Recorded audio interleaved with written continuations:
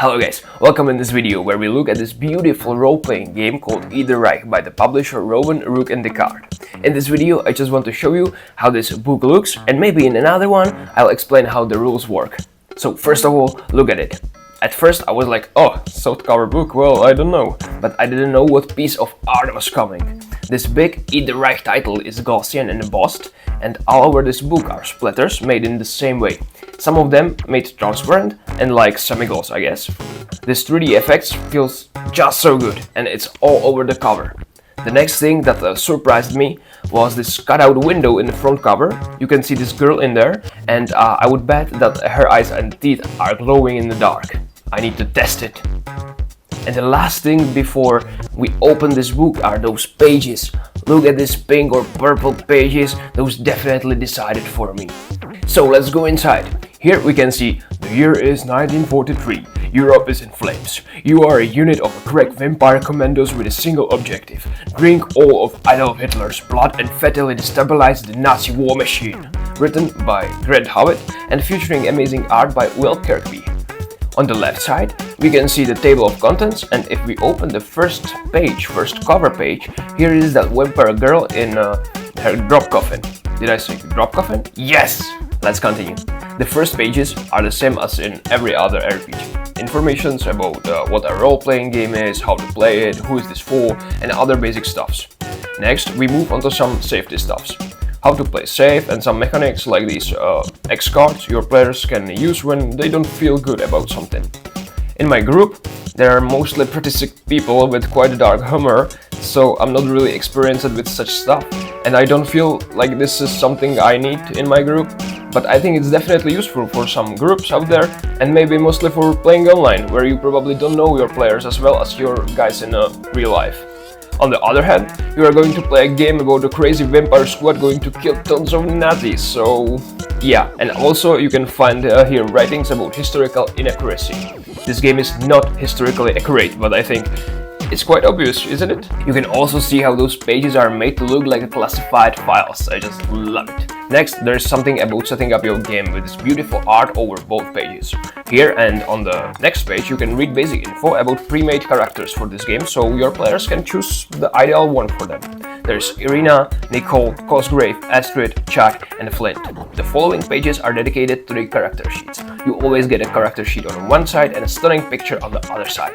You can download printer-friendly sheets from the internet or buy those character sheets from the Rowan, Rook and Deckard website for, I think, €10 or something like that. You will get 3 sets of character sheets and some inaccurate maps of Paris. The next section describes Nazis, the Fang organization, vampires, drop coffins. Yes, I said drop coffins, that's a real thing here. And on the following pages you can see how it looks like. The Getting Things Done section is where the rules lies. Here we figure out what all those stats like brawl, con, fix or search mean. How turn order works, how to build your dice pool, how to add bonus dice, and how the GM build his dice pool. In this game you use d6 dice pools, and success is when a 4, 5 or 6 is rolled. On the next page you find what you as a player can do with your successes. An example of how to play is also included. The next pages are dedicated to all kinds of injuries and being downed, healing, and also how objectives and threats work. Objectives are one of the core mechanics of this game. After that, we find here reinforcement rules for the GM. These are here for heating up the situations. More and more enemies are coming and vampires are forced to finish the objective and move on. This game is meant to be fast and crazy, and these mechanics helps to hold it. Your vampires got equipment. Knives, machine guns, rifles, grenades, etc. that have certain number of uses and can run out. But they can also find some pieces, and there is a page with some equipment for inspiration. After this mechanical part of the game, we get to mission structure. Here you find the text you are supposed to read to your players as the intro into the story. After that, you can read the mission structure. What a surprise! The next few pages help you to run the game, and after that, we take a look at the map of Paris. An inaccurate one, of course. The map is divided into 3 sectors, and in each sector there are several places. Your players are going to be deployed in one of the places in Sector 3 and fight through the enemy lines over Sector 2 to Sector 1, where the Eiffel Tower is. That's the player's goal. You can go through all of the places, of course, but I think it's better to visit like 2 to 3 places in each sector. This way it will probably take you 2 sessions, about 2.5 hours long.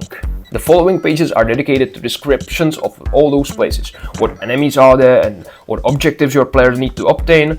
Sometimes there is a special loot for your players that they can get, or some side objectives your players can complete and get something nice. After this section there is one called Evil Calibration Checklist, containing bad behavior that you probably don't want in your game. The next pages contains the author's inspirations like films, television series and video games. The last pages have some recommendations for further adventures, and then if you open this back cover there is a hacking together your own vampire, which is a guide for you to kind of reskin existing vampires and make them more your own style. So that's it guys. This is truly a piece of art, and anyone who likes to try new TTRPGs should definitely try it. And I love that it's a one-shot, and if you want, you can make your own adventure in it. And it will look great in any RPG collection, right? I hope this video helped you a little bit, and if so, consider letting me know with a like or comment, and of course you can subscribe, right?